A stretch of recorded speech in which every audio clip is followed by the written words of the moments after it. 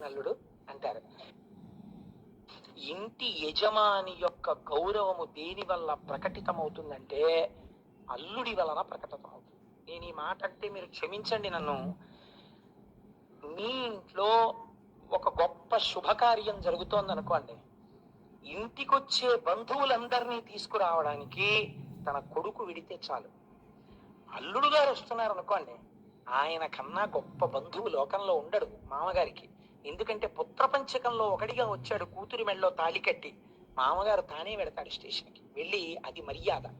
ఆ అల్లుడు గారిని ఇంటికి తీసుకొస్తాడు. ఎంతమంది రానివ్వండి, ఒక మాట అడుగుతారు. అదేమిటంటే హారతి పట్టడానికి మీ అమ్మాయి రాలేదా, అక్క చెల్లెలు రాలేదా అంటారు.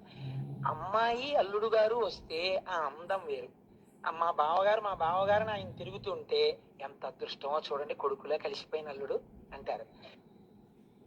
ఇంటి యజమాని యొక్క గౌరవము దేని వల్ల ప్రకటితమవుతుందంటే అల్లుడి వలన ప్రకటితమవుతుంది.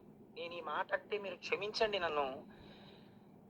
మీ ఇంట్లో ఒక గొప్ప శుభకార్యం జరుగుతోంది అనుకోండి, ఇంటికొచ్చే బంధువులందరినీ తీసుకురావడానికి తన కొడుకు విడితే చాలు. అల్లుడు గారు వస్తున్నారు అనుకోండి, ఆయన కన్నా గొప్ప బంధువు లోకంలో ఉండడు మామగారికి. ఎందుకంటే పుత్రపంచకంలో ఒకడిగా వచ్చాడు, కూతురి మెళ్ళలో తాళి కట్టి. మామగారు తానే వెడతాడు స్టేషన్కి వెళ్ళి, అది మర్యాద.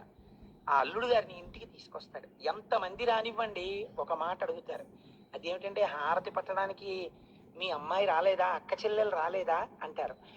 అమ్మాయి అల్లుడు గారు వస్తే ఆ అందం వేరు.